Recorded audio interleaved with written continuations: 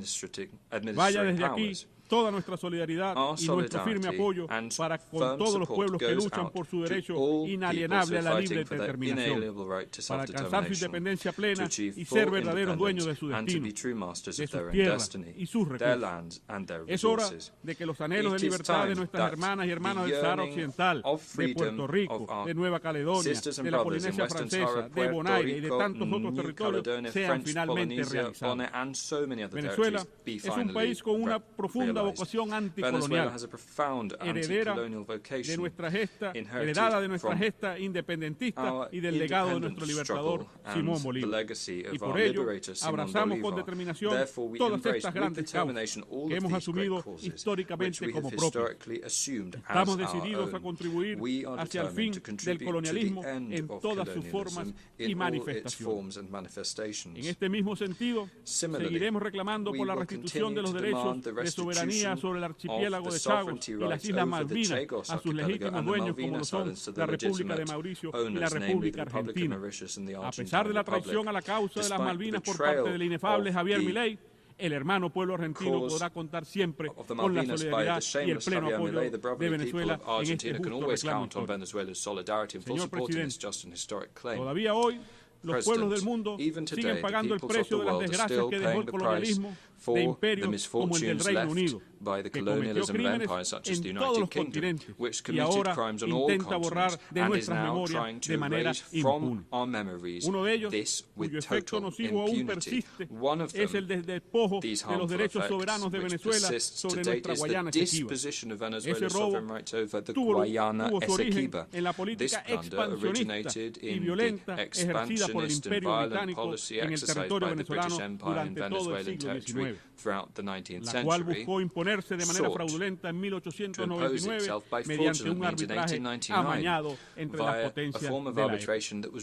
El pasado 3 de diciembre de 2023, el pueblo venezolano se expresó con claridad y contundencia en un referéndum consultivo, mediante el cual otorgó un mandato ineludible al Estado venezolano para recuperar la Guayana Esequiba, territorio que representa una herencia sagrada de la lucha de nuestros libertadores.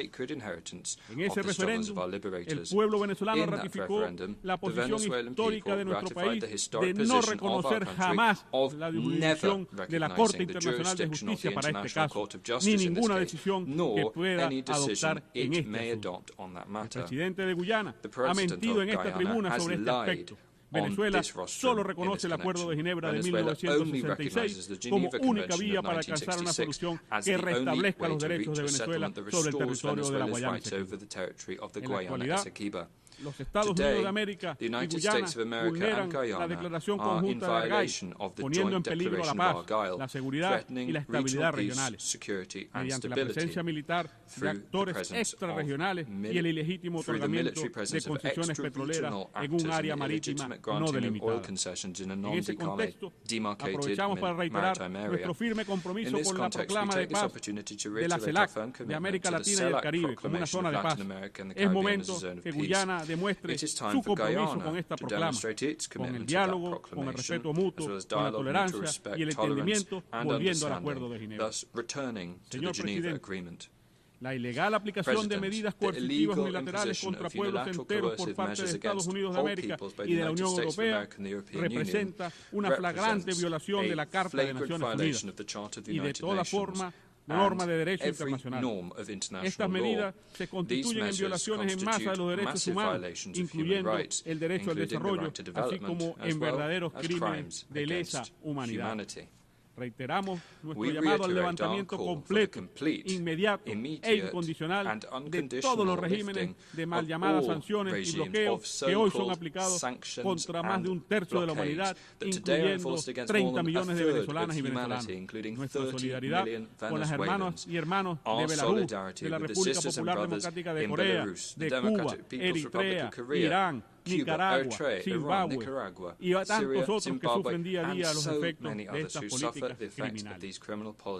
Señor presidente, los pueblos dignos que luchan por su soberanía e independencia también han levantado su voz en estos espacios y deben ser escuchados. Venezuela enfrenta hoy los embates de novedosa forma de colonialismo y es desde hace varios años, el gobierno de Washington ha puesto en marcha un experimento neocolonial que busca destruir por todas las vías posibles nuestro sistema democrático, nuestras instituciones, nuestra soberanía, nuestra independencia y el derecho inalienable de nuestro pueblo a la libre determinación. Se trata de un gran plan de recolonización que busca, a partir de un golpe de Estado continuado, destruir nuestra república.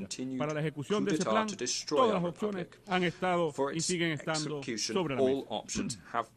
Desde la cruel e inhumana aplicación de un feroz bloqueo económico, comercial y financiero, con casi 1.000 sanciones que han costado a nuestra nación 642 millardos de dólares, tan solo en los últimos 7 años, a los que se suman las pérdidas de nuestra estatal petrolera PDVSA, que ascienden a 232 millardos de dólares, y el robo de 31 toneladas de oro depositadas en el Banco de Inglaterra, así como de otros importantes activos propiedad de la República en el extranjero, sin olvidar el robo por parte de Argentina y la República Dominicana de aeronaves al servicio del Estado venezolano. Venezuela no es la única que padece el intervencionismo, profundamente arraigado en la tradición colonialista de la doctrina Monroe, que continúa acechando cualquier expresión de independencia política en nuestro continente, como es el caso de la valiente Cuba y de la bendita y siempre libre Nicaragua. También promueven golpes de Estado como en Bolivia. También promueven golpes de Estado como en Bolivia en el año 2019 y en el año 2024. Y atacan sin clemencia con el apoyo de las oligarquías locales al gobierno del presidente Gustavo Petro en Colombia y de la presidenta Xiomara Castro en Honduras. Todo nuestro apoyo y solidaridad. Señor presidente, el pasado 28 de julio, tal como es costumbre en nuestra democracia revolucionaria, el pueblo venezolano se expresó de forma consciente, pacífica y masiva para elegir con plenas garantías, transparencias y libertades al jefe de Estado del gobierno venezolano para el periodo 2025-2031. El presidente Nicolás Maduro resultó reelecto con un apoyo claro y contundente. Luego de esa gran victoria popular, la oligarquía de mi país apeló una vez más al desconocimiento de las leyes y de las instituciones, generando una violencia criminal que dejó como consecuencia 27 muertos, cientos de heridos y la destrucción de propiedades públicas y privadas. Con el uso de bandas criminales, instalaron barricadas, quemaron escuelas, hospitales y sedes de instituciones públicas y asesinaron a ciudadanos comunes solo por sus afiliaciones políticas. Nada de esto lo verán en los grandes medios. Peor aún, tampoco habla de ello el alto comisionado de los derechos humanos de las Naciones Unidas, quien, a pesar de haber recibido toda la información sobre estos hechos criminales y sobre la responsable actuación del Estado venezolano, ha preferido convertir las víctimas en victimarios y a los victimarios en víctimas. A lo largo de estos últimos días se han alimentado desde esta tribuna esa campaña fascista y de desinformación contra nuestro país. El gobierno de los Estados Unidos de América y sus gobiernos satélites y serviles se han dedicado a mentir, a atacar y a amenazar nuestro pueblo. Desde este recinto, que es símbolo de paz y entendimiento, intentando imponer una falsa narrativa. Pero aquí venimos una vez más a presentar la verdad de Venezuela y de nuestro pueblo. Hoy venimos a desenmascarar a todos esos farsantes. Señor presidente, al frente de esta gigantesca operación se encuentra, como ya de costumbre, el gobierno de los Estados Unidos de América y sus agentes. Como parte de su fracasada política de golpe de Estado continuado contra la revolución bolivariana, iniciada ya hace más de 25 años.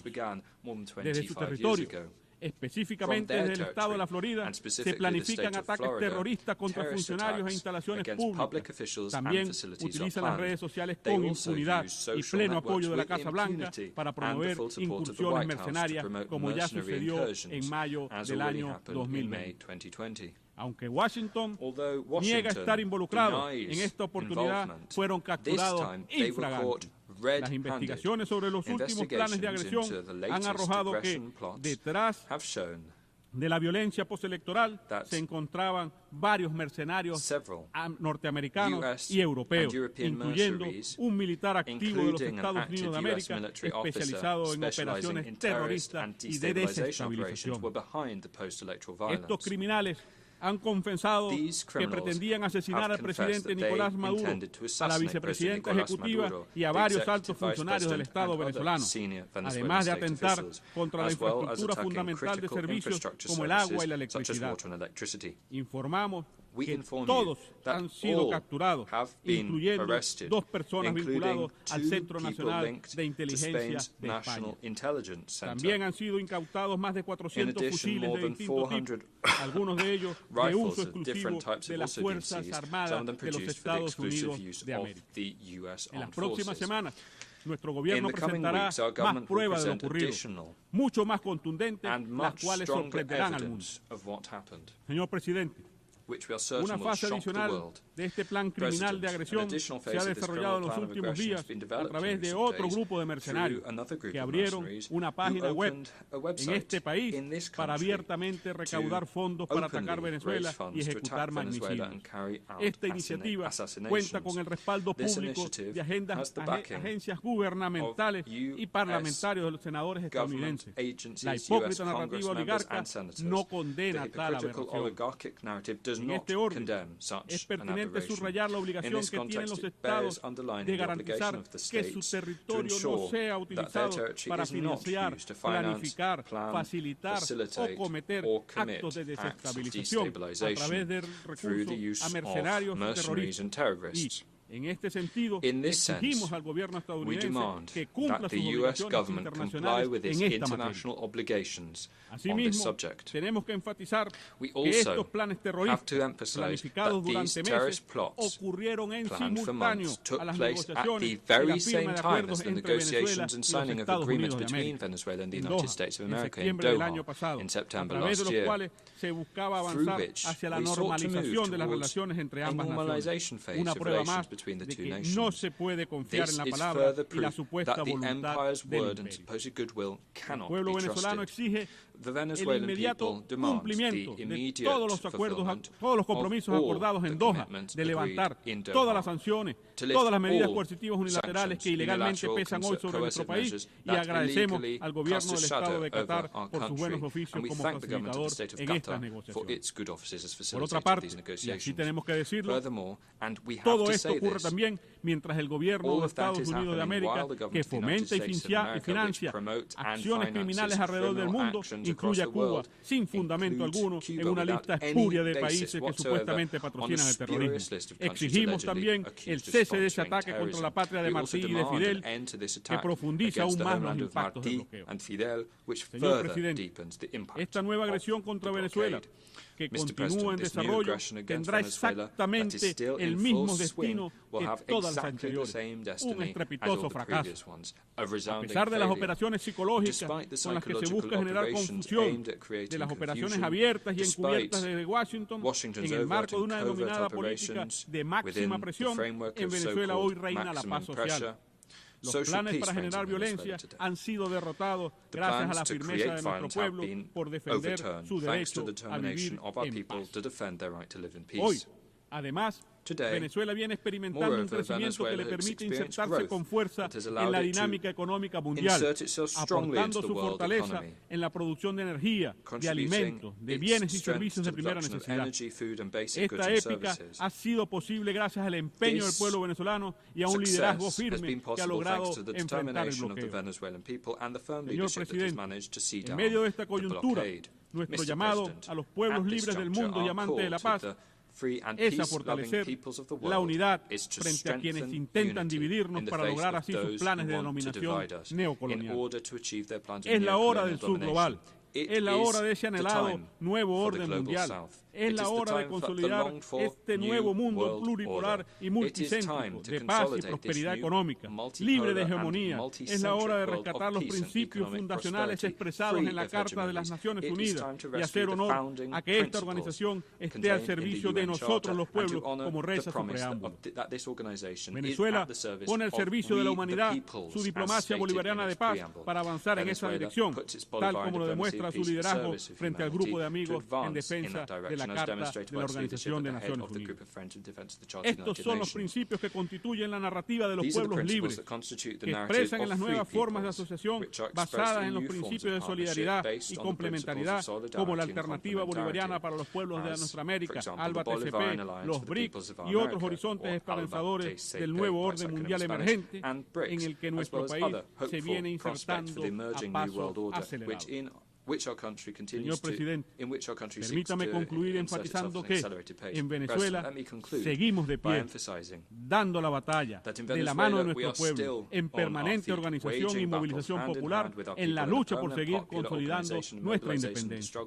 No importa quién sea el jefe del imperialismo estadounidense que hable en esta tribuna dentro de un año, tengan por seguro que la voz clara y rebelde del pueblo de la República Bolivariana de Venezuela seguirá presente en esta este foro bajo la firme conducción del presidente Nicolás Maduro Moro.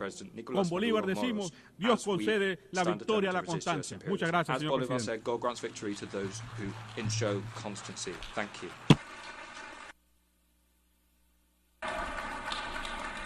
Muchas gracias al ministro del Poder Popular para Relaciones Exteriores de la República Bolivariana de Venezuela.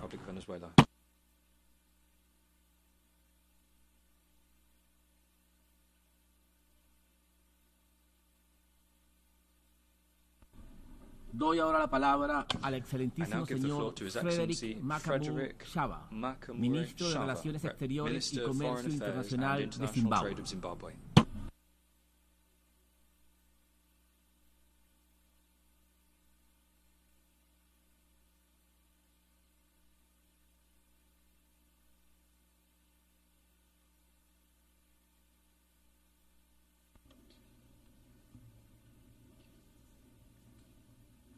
Your Excellency, Mr. Philemon Yang, President of the 79th session of the General Assembly, Your Excellency, Mr. Antonio Guterres, Secretary General of the United Nations, Your Majesties, Your Excellencies, Heads of State and Government, distinguished delegates.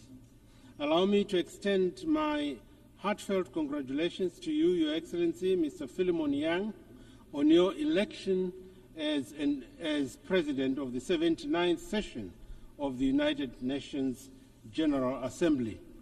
We are confident that under your astute leadership, significant progress will be made on the critical global agenda that is before us. Please be assured of Zimbabwe's unwavering support throughout your tenure.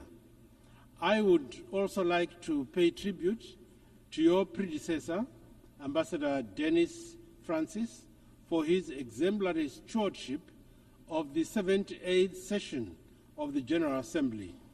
As the General Assembly had to contend with a number of delicate issues, Ambassador Francis worked hard, so hard, to promote compromise and the collective resolution of issues anchored on the principle of multilateralism, understanding, and mutual respect.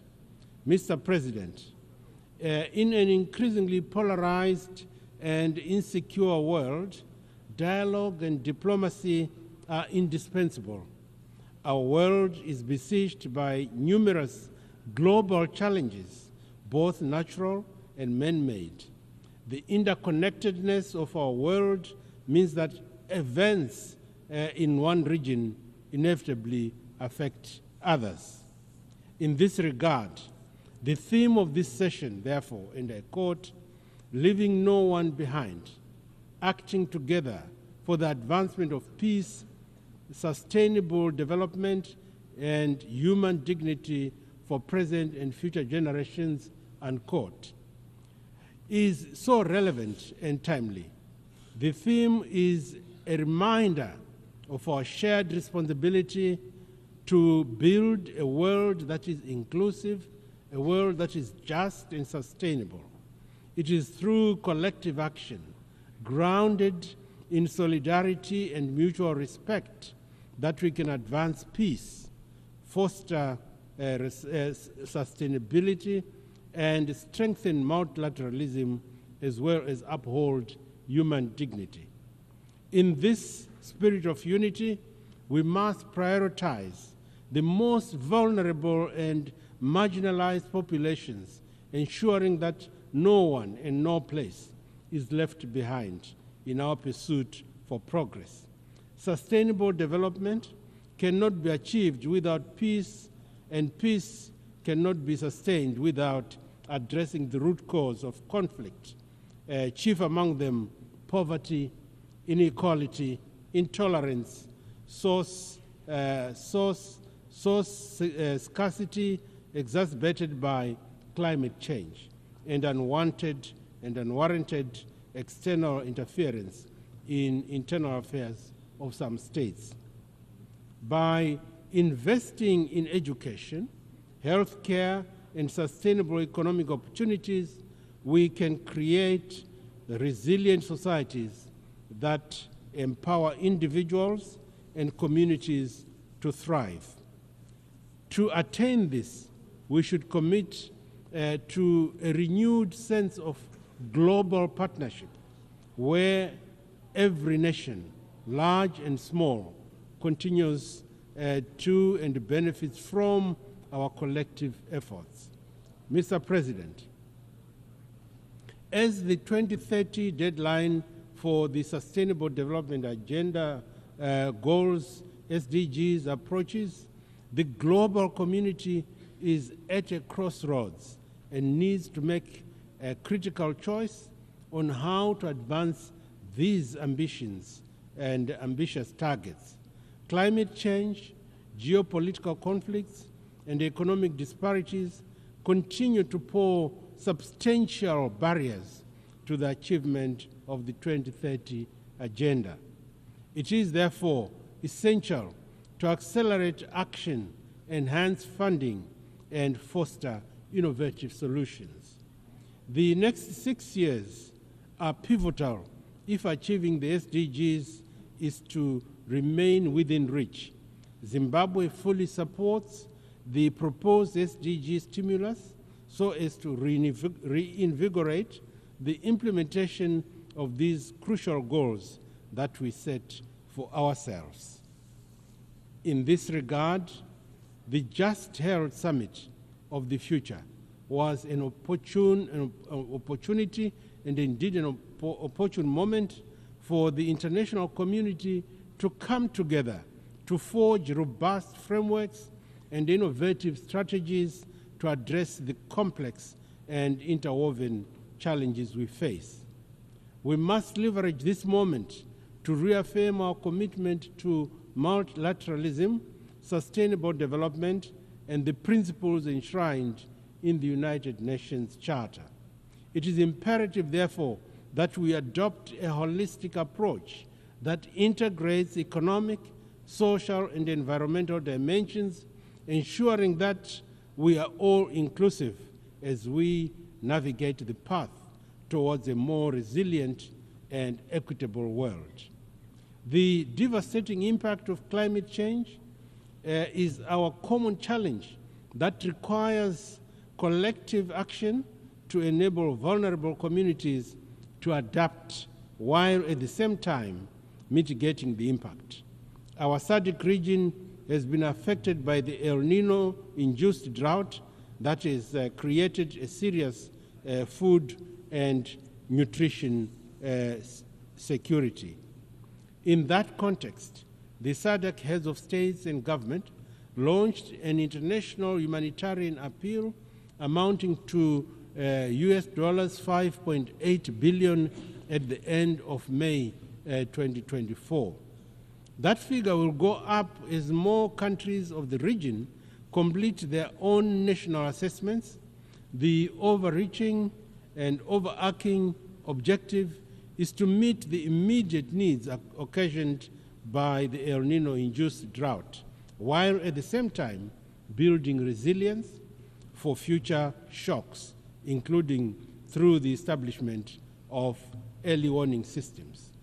Excellencies, I wish to reiterate our steadfast commitment to the 2030 Agenda for Sustainable Development, spearheaded by our transformative Vision 2030.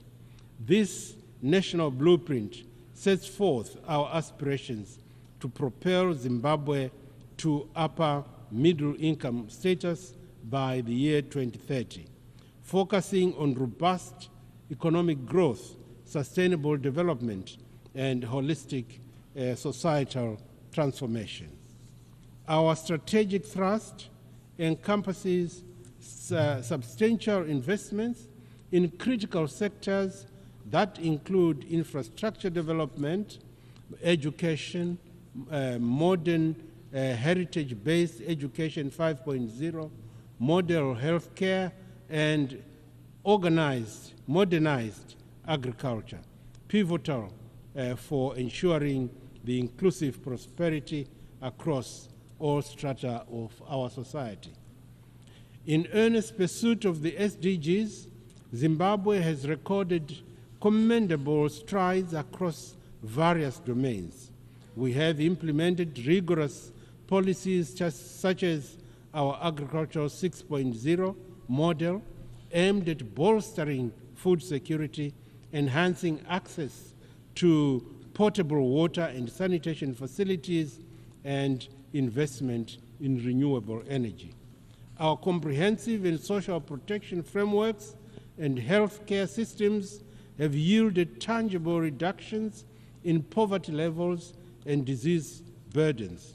Furthermore, we remain unwavering in our commitment to empowering women and youths, recognizing their pivotal as architects of sustainable transformation and development. The government of Zimbabwe is advancing a devolution policy driven by our mantra, which I quote, leaving no one and no place behind.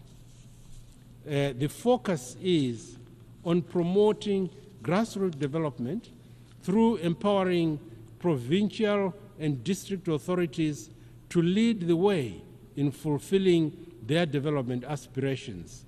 Our goal is to ensure that no community, no village, no town center or province is left behind in our development efforts. As a result of this policy thrust, we have witnessed a life-changing and transformative impact driven by this bottom-up approach. Our valiant developmental efforts notwithstanding, Zimbabwe is confronted by formidable challenges in its quest to attain the SDGs. The adverse impact of the punitive, illegal, unilateral sanctions, compounded by the exigencies of climate change, present real threats and barriers to our development strategy.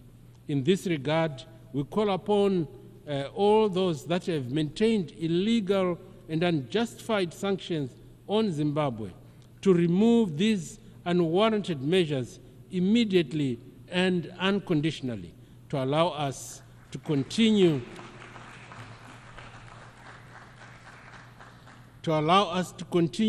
with our noble efforts to uplift the lives and livelihoods of our citizens. And in the same spirit, Zimbabwe stands in solidarity with the government and people of Cuba in their struggle against the harsh economic, commercial, and financial blockades.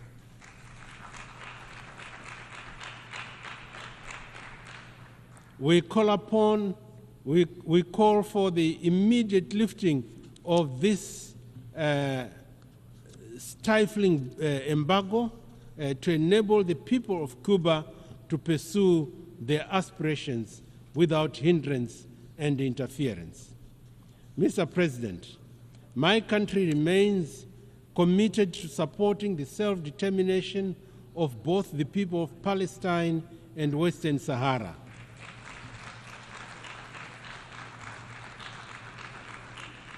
The time for mere rhetoric has long passed. The international community cannot continue to turn a blind eye or be numb to the systematic injustices and suffering of the Palestinian people. We call upon the Security Council to fulfill its mandate by implementing robust measures that ensure the protection of civilians, the upholding of international law, and the facilitation of a just and lasting peace. Most importantly, we need to continue supporting efforts towards a two-state solution which will help resolve the question of Palestine and the resultant peace and security challenges in the Middle East. In the SADC region, we are working tirelessly towards the achievement of peace and security in Eastern Democratic Republic of the Congo, DRC, and in the Cabo Delgado province of Mozambique. Excellencies, the international financial architecture as it stands today is an anachronistic construct that no longer meets the needs of the global community, particularly those of developing nations. Our economies, which are the livelihood of the global market, are disproportionately affected by the rigid and often inequitable policies imposed by dominant financial institutions. The current system, steeped in historical power imbalances, has failed to provide the necessary flexibility and support required for sustainable development. It is therefore imperative that we reform these structures to ensure that they are more inclusive, more equitable, and more reflective of the diverse realities that are faced by all member states, particularly in the global south. In a world facing all manners of insecurities, the current paralysis of the Security Council on crucial topics is unconscionable, as it negates its very important existence. Reform of the Security Council is not just an aspiration, but a present-day necessity. This reform is not just a matter of fairness. It is essential for ensuring that the Council's decisions are all-inclusive, are credible, and truly reflect the global community's diversity. In this regard, Zimbabwe stands by the African Union's Ezulwini Consensus and the SETI Declaration, which advocates for at least 2 permanent seats with the veto power for African countries on the Security Council. Excellencies, information communication technologies have transformed our lives for the better and can be harnessed for fast-paced development. Yet, the same technology has also been employed to commit crimes and destabilize societies. It is therefore prudent for us to come up with a global digital governance framework in order to guard against the harmful consequences of this otherwise transformative technology. Zimbabwe is fully committed and will contribute positively in all negotiations aimed at global cooperation in both harnessing the good from the digital world and also combating the negative aspects and abuse of the same. Mr. President, as I conclude, I wish to reaffirm Zimbabwe's commitment to the purposes and principles of the United Nations Charter. The challenges we face are immense, but not insurmountable. By acting together, we can advance peace, we can promote sustainable development, and uphold human dignity for the present and future generations. Zimbabwe stands ready to collaborate with all member states to ensure that our shared aspirations for a better world are realized. Let us work in unison, guided by the spirit of multilateralism, solidarity, and mutual respect in order to address the pressing issues of our time and to build a more inclusive and just and sustainable future. I thank you for your attention.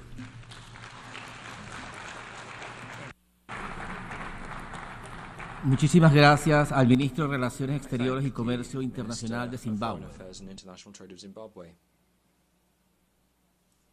Doy ahora la palabra al excelentísimo señor Ramadhan Abdallah Mohamed Go, ministro de Relaciones Exteriores y Cooperación Internacional del Gobierno de Transición y Unidad Nacional Revitalizado de Sudán del Sur.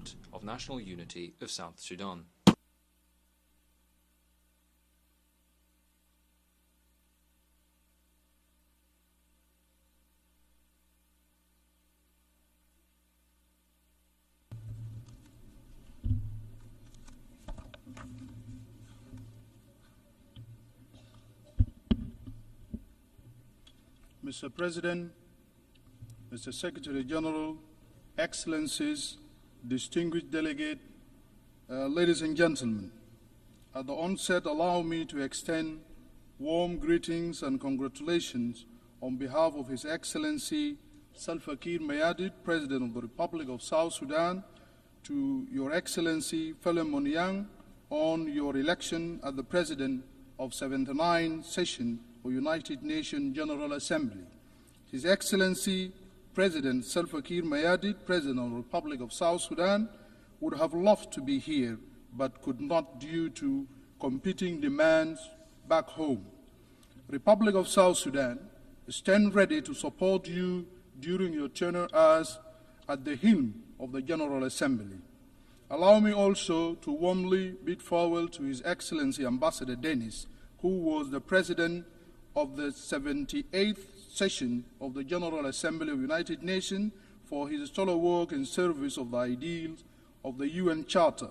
We are especially grateful for his proactive leadership as illustrated by goodwill visit to the Republic of South Sudan in June this year, which he undertook in support of the ongoing efforts to consolidate peace, security, and development in our country.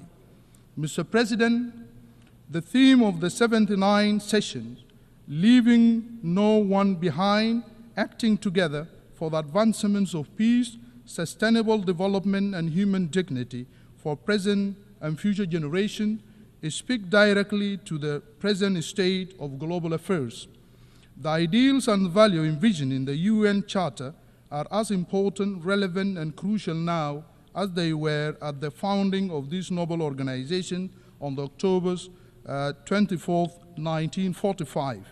They remain essential to addressing serious global challenges from conflict, nationalism, geopolitical competition, food insecurity, climate shock, natural disasters, pandemic, and threat to the international peace and security.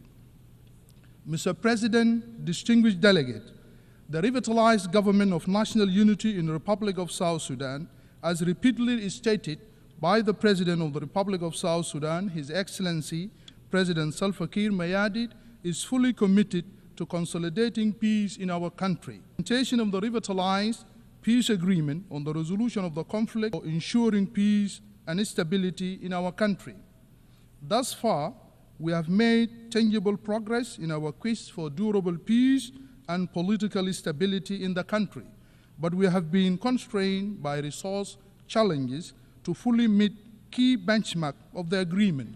Nonetheless, all the signatories to the peace accord remain steadfast in consolidating the gains made so far in the form of relative stability and joining hands to complete the rest of the outstanding elements.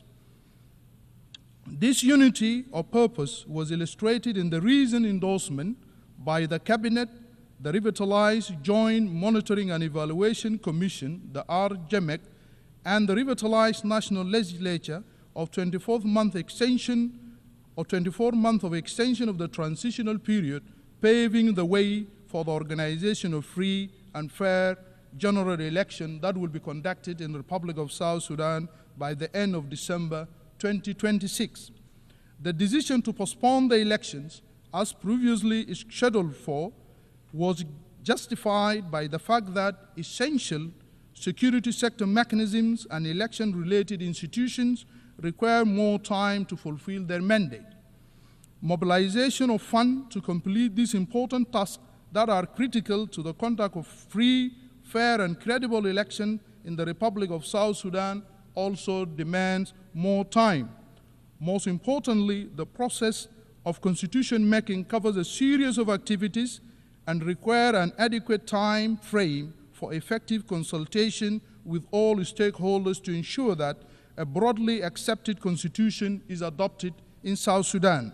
We therefore call on the United Nations and the broader international community to join us in ensuring that this new roadmap for peaceful transition in South Sudan is met by availing the required financial and technical support for the process.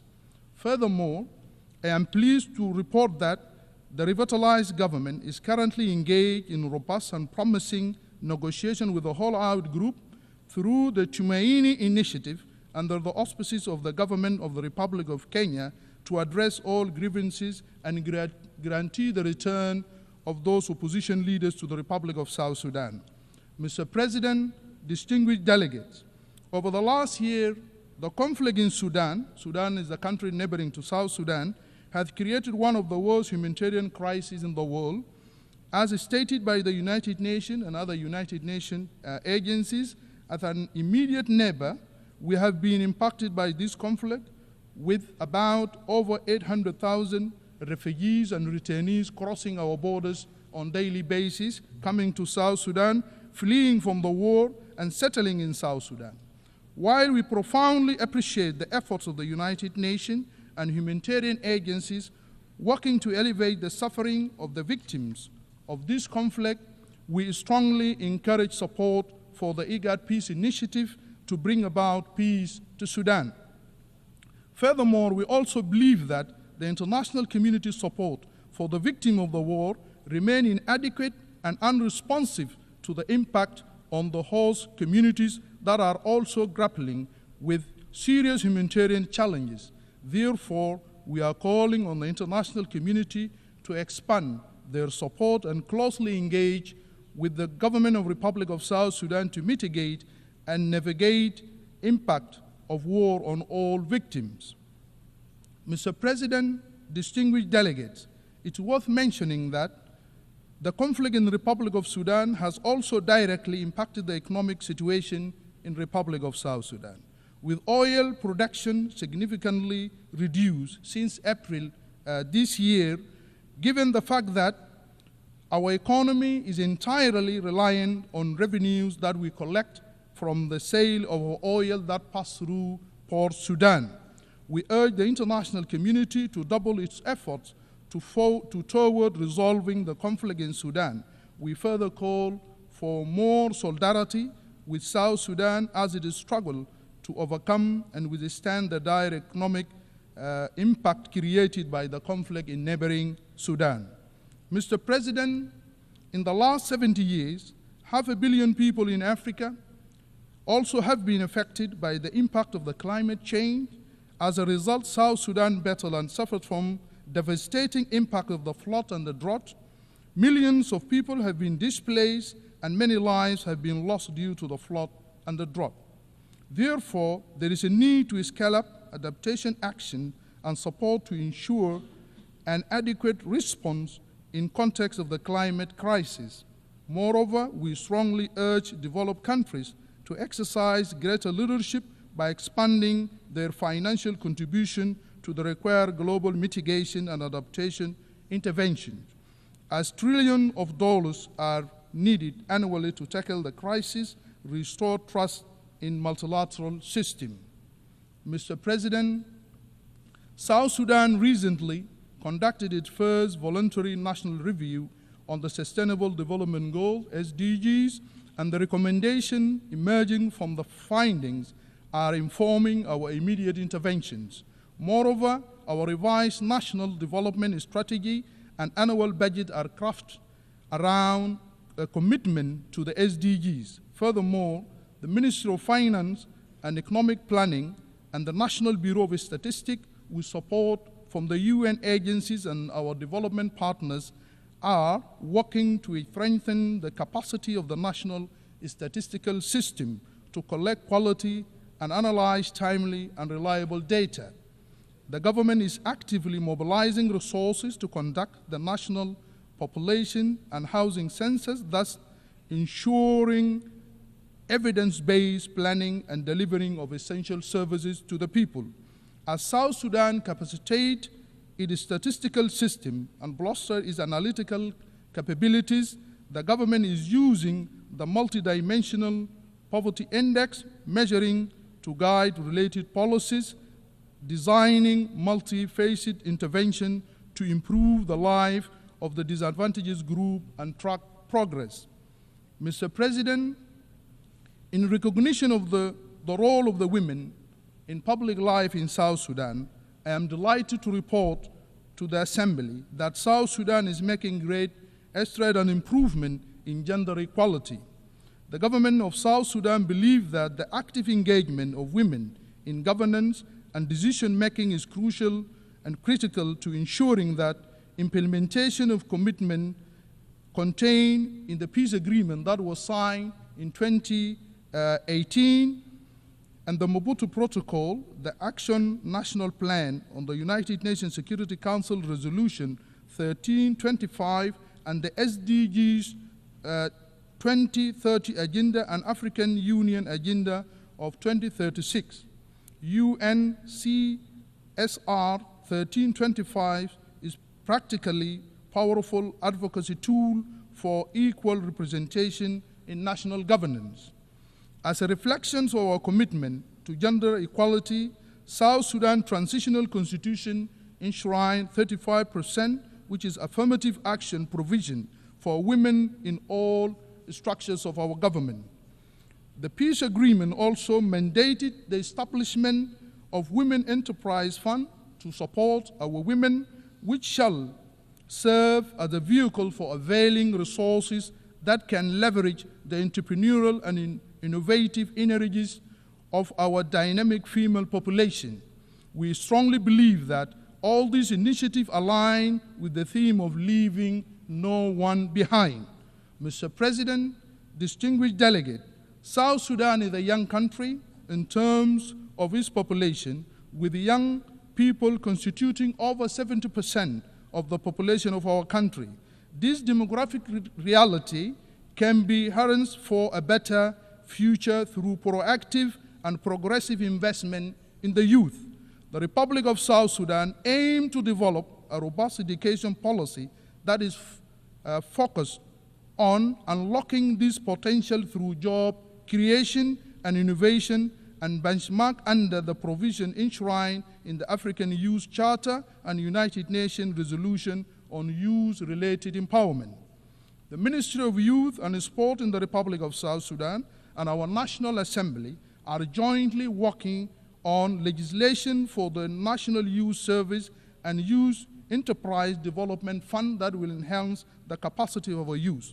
Once these two documents are adopted, these two laws shall create the necessary condition for the empowerment of our youth. Therefore, we call on the United Nations and international community to augment our efforts to enhance the level of technical and financial support to the government in the spirit of common agenda and better future envisioned by the Pact for the Future agreed to at the recently concluded Summit of the Future here in New York. Mr. President, South Sudan Universal Health Coverage Service Index is among the lowest in the region and globally. This is attributed to conflict, economic crisis in the country, and consequence of climate change, resulting in a fragile health system. Maternal and infant mortality rates remain the worst in the world. As such, Government of Republic of South Sudan commit to invest in a durable, accessible, and standard strengthening health care system.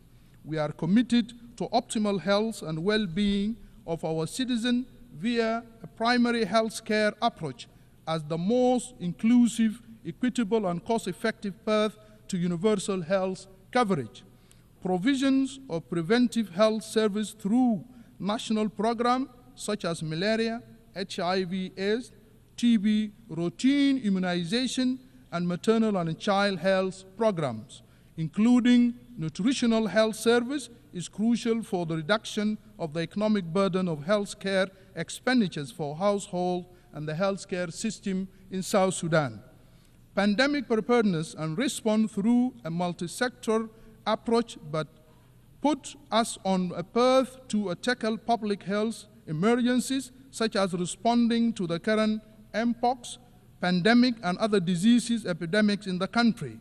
Most importantly, our commitment to address the burden of both infectious disease and rising burden of non-communicable disease as we aim at reducing mortality rate remains our top priority. Succeeding to achieve all the above will promote sustainable development goals of health target of 2030, which will enhance the strategies for Africa we want by 2063. Mr. President, as part of our commitment as a country to transforming education and government of South Sudan recognize every child's right to quality education, as well as addressing the issues of access, equity, and inclusion. Based on this premise, the government commitment has been translated into several actions or interventions. Primarily, His Excellency President Salva Kiir Mayardit reiterate that government policy of universal basic education for all children regardless of their background or gender in February 2023. This has made a considerable impact on not only in improving enrollment and retention in school, but also in combating early and forced marriages that have been compelled by many girls to drop out of schools. Consequently, we have achieved enrollment and retention of almost 3 million learners at the primary education level, almost attaining gender parity. Mr. President, as you are aware, His Excellency President Salva Kiir, President of the Republic of South Sudan, is the incumbent chairperson of East Africa Community, has consistently emphasized that need for maintenance of peace and security in the East African region. The Great Lake and the Horn of Africa is his role that is playing. The President effort aligns with the theme of this 79th session of the General Assembly and the Secretary General call in the Summit of the Future.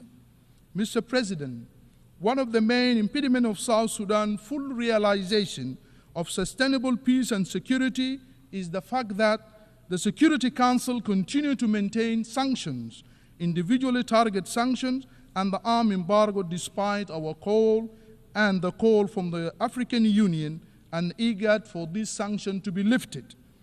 These punitive measures have created a negative impact, restraining South Sudan's full potential by preventing the government from maintaining effective deterrence against negative non-state actors that foment violence and insecurity in our country.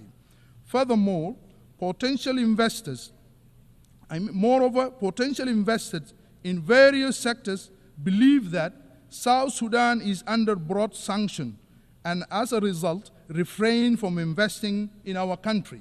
As a country, we have experienced relative peace and stability for the last 6 years, and continued imposition of these punitive measures is not reflective of the progress we have made so far.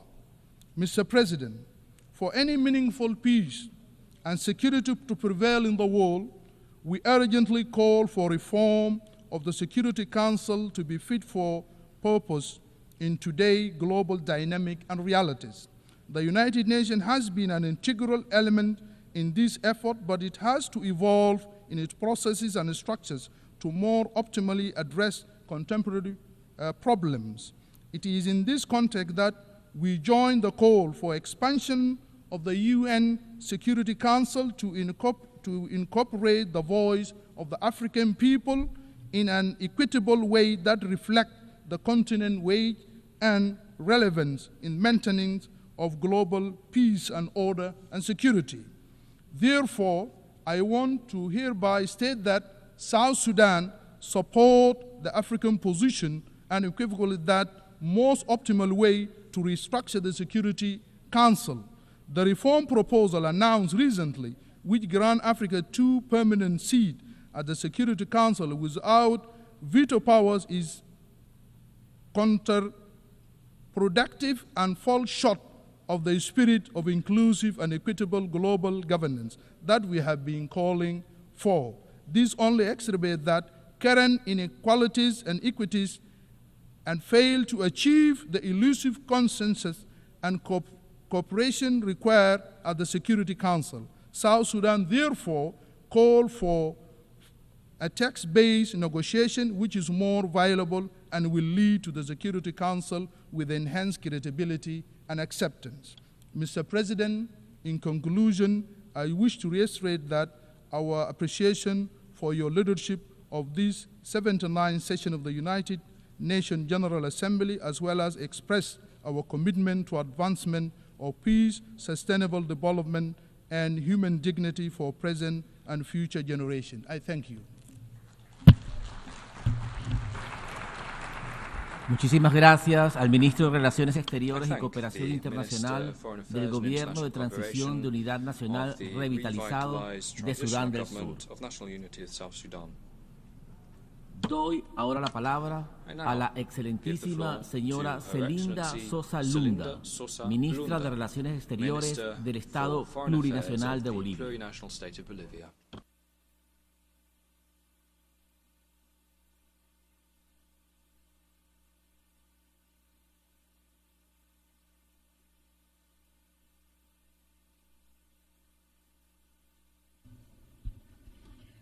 Muchísimas gracias. Es una alegría muy grande participar de la 79 periodo de la sesión de la Asamblea General, saludar al vicepresidente. También al inicio de mi intervención quiero saludar al presidente de la Asamblea General, al señor Filimón, como también saludar al hermano secretario general Antonio Guterres y a todas las delegaciones presentes. Presidente y distinguidos y distinguidas colegas, hoy nos reunimos en un momento desafiante para la humanidad. Enfrentamos una, sino múltiples crisis de amenaza de nuestro presente y el futuro de las próximas generaciones. El cambio climático, las desigualdades, pasando por la pandemia, los conflictos geopolíticos y la crisis de la democracia. Estas crisis se alimentan mutuamente, profundizando las vulnerabilidades y planteando retos que exigen respuestas urgentes y coordinadas de manera colectiva. La economía global actual está agudizando las desigualdades y el modelo de acumulación de capitales basados en la concentración de riquezas en manos de unos pocos. Han incrementado la pobreza, la marginación y la inestabilidad social de muchos lugares del mundo, mientras que los mercados financieros continúan generando enormes ganancias para el 1% de las élites globales. Y millones de personas luchan por acceder a los recursos más básicos. Esta crisis no solo es económica, es también una crisis ética y social que pone en manifiesto las profundas fallas estructurales del sistema capitalista y prioriza el lucro por encima de la vida y el bienestar y la madre tierra. Las guerras, la producción de armas, el inmenso gasto militar y la proliferación de las armas no solo desvían enormes recursos que podrían destinarse al desarrollo sostenible, sino que también alimentan los conflictos que agravan el sufrimiento de humanos. Miles de millones de dólares se destinan a la producción de las armas, mientras que millones de personas carecen de acceso al servicio básico como la educación, la salud, la alimentación y el agua.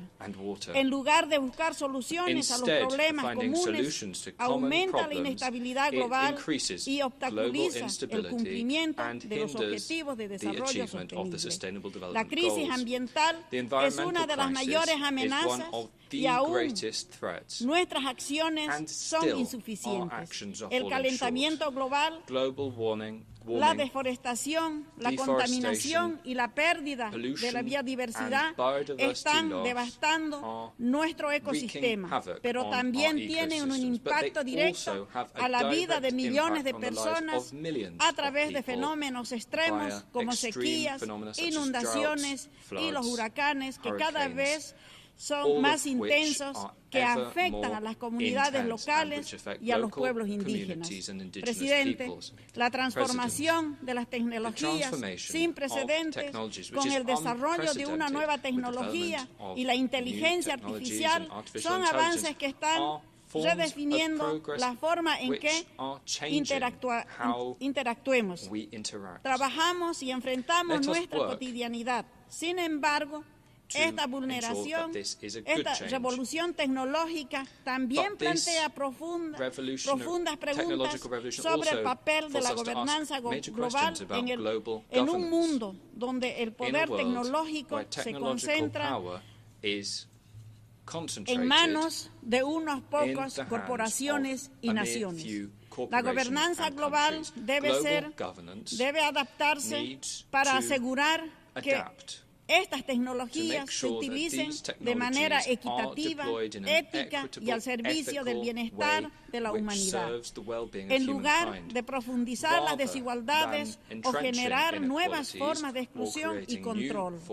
Hermanas y hermanos del mundo, frente a esta crisis debemos actuar con decisión para enfrentar colectivamente los desafíos globales. Es tiempo de responder nuestros modelos de desarrollo y fortalecer las instituciones multilaterales, de proteger el planeta para las futuras generaciones y de garantizar que la justicia, la equidad y la solidaridad sean los principios que guíen nuestras acciones, respetando el derecho internacional y la Carta de las Naciones Unidas.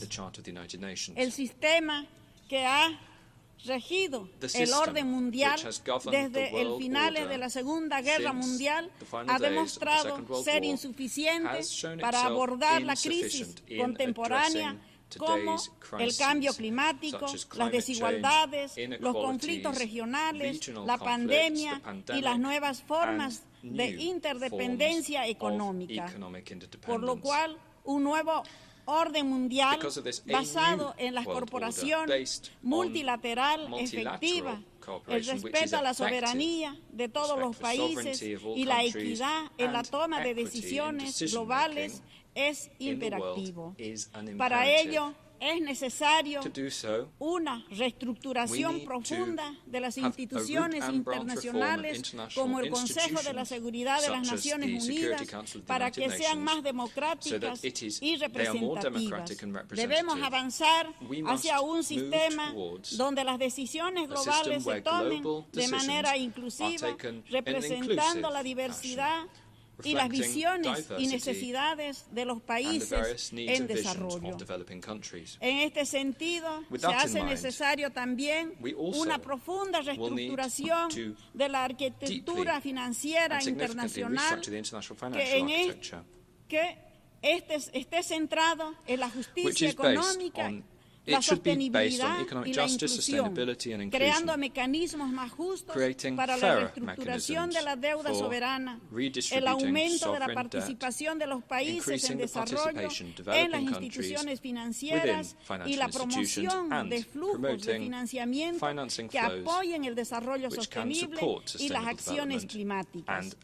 También es esencial rediseñar los mecanismos de cooperación fiscal internacional, de manera en la que las economías más vulnerables tengan acceso a recursos que les permita enfrentar las múltiples crisis. La reestructuración del sistema financiero internacional no es solo una cuestión técnica, sino una exigencia técnica y política para construir una economía global más equitativa, resiliente y solidaria.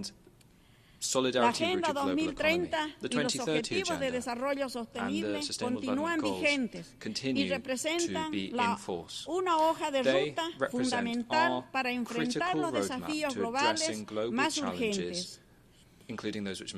Nos proporciona un marco claro para las acciones y la cooperación internacional, a pesar del retraso que los mismos tienen en su implementación. Debemos redoblar nuestros esfuerzos y fortalecer el compromiso colectivo para garantizar que este ambicioso plan se convierta en una realidad tangible y cambie la vida de nuestros pueblos. El Pacto del Futuro debe constituirse en una oportunidad histórica para plantear nuestros rumbos como humanidad nos comprometemos a una agenda que no solo aborde los problemas inmediatos, sino también impulse soluciones sostenibles, inclusivas y equitativas para las próximas generaciones. El Pacto del Futuro no debe terminar en una reunión diplomática, sino ahora nos toca llevar estas decisiones, estas letras, para darle un impulso a los objetivos de desarrollo sostenible y cambiar la vida de cada una de las comunidades, las ciudades de nuestras naciones. El desarrollo sostenible y el cambio climático representan dos caras de un mismo reto que determina el futuro de nuestro planeta y de las generaciones que están por venir. Actuar no solo significa reducir las emisiones, significa transformar nuestro modelo de producción y consumo, proteger la biodiversidad y garantizar el progreso económico sin dejar a nadie atrás. Distinguidos colegas, Bolivia reconoce a la comunidad internacional como un espacio de solidaridad y cooperación bajo los principios del derecho internacional y la Carta de las Naciones Unidas. En ese contexto, rechazamos las medidas coercitivas unilaterales que violan los derechos humanos más elementales y retrasan el desarrollo de muchos pueblos. Expresamos nuestra solidaridad con Cuba, con Venezuela, con Nicaragua y con todos los países del mundo que sufren injustamente estas sanciones unilaterales.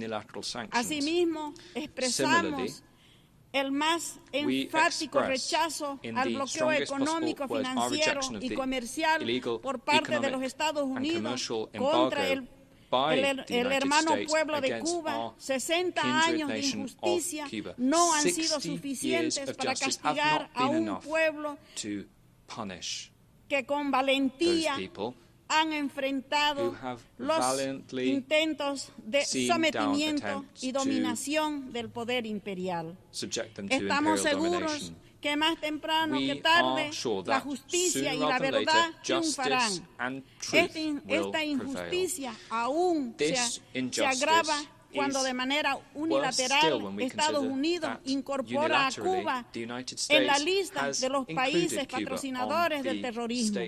Cuba debería encabezar la lista de los países más solidarios del mundo, ya que su mano solidaria ha llegado a todos los rincones del planeta con lo mejor que ha sabido compartir con la humanidad. A todos los presentes, durante décadas, Palestina sufre un conflicto prolongado que ha socavado la estabilidad regional y han pedido el sueño de paz justa y duradera. La ocupación, los desalojamientos forzados y el genocidio han llevado al pueblo de Palestina a la devastación y destrucción, creando una cárcel al cielo abierta para miles y miles de personas, principalmente niños y mujeres. La paz y la seguridad en Palestina no se alcanzará sino sin un compromiso verdadero con el respeto a los derechos humanos y el fin del genocidio. Bolivia reitera su apoyo pleno al ejercicio de la autodeterminación y independencia de Palestina con las fronteras de 1967 y Jerusalén Oriental como su capital. Y esperamos que a la brevedad se constituya en un Estado pleno de la Asamblea de las Naciones Unidas.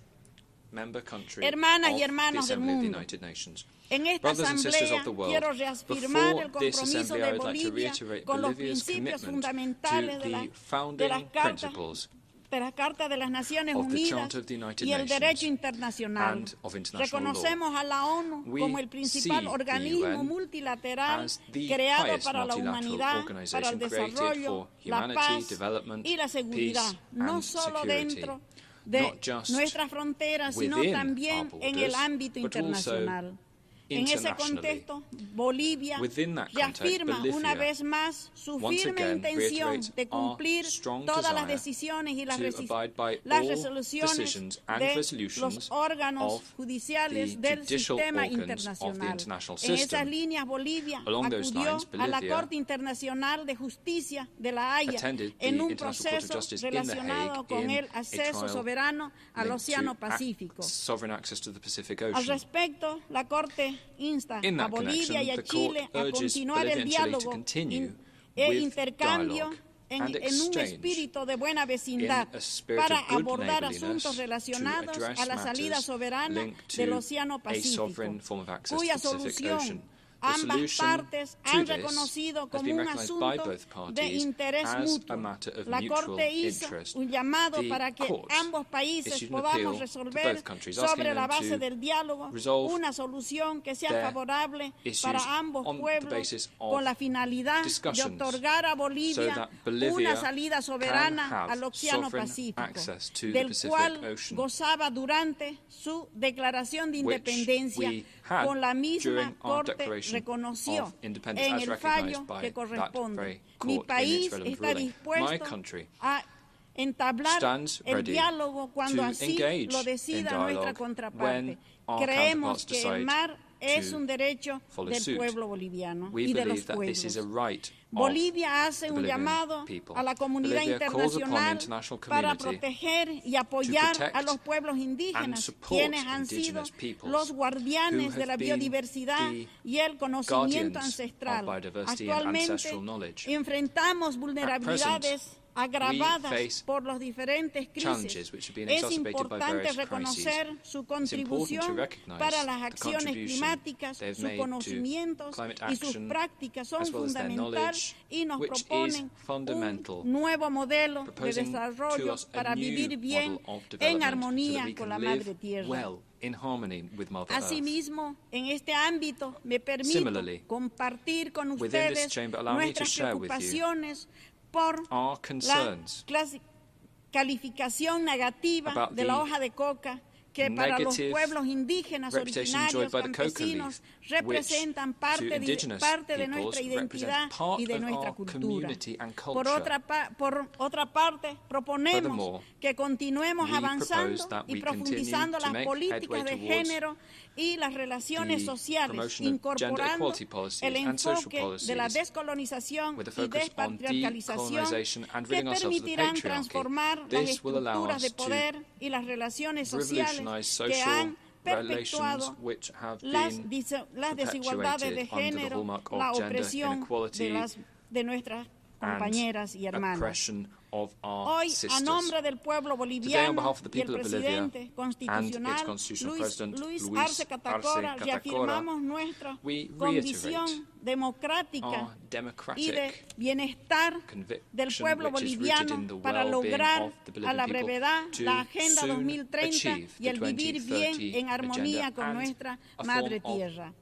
Lamentamos que intereses internos y externos hoy conflictúen en el país e intenten desestabilizar a un gobierno democrático, pero que estamos seguros de que con el apoyo y el acompañamiento de todos ustedes mantendremos y vamos a fortalecer nuestra democracia y la institucionalidad de nuestro país. Bolivia es un pueblo que ha demostrado a lo largo de su historia que su espíritu democrático es incrementable para fortalecer nuestras instituciones y garantizar un futuro de paz, estabilidad y progreso para todas y todos. Es nuestro único objetivo que tenemos como gobierno. Quisiera que me ayuden a decir ¡Hayaya los pueblos del mundo! Muchas gracias. Hermanos. Muchísimas gracias a la ministra de Relaciones Exteriores del Estado Plurinacional de Bolivia. Hemos escuchado la última intervención en el debate general de esta sesión. Continuaremos el debate general mañana a las 9 horas en este mismo salón. Se levanta la sesión.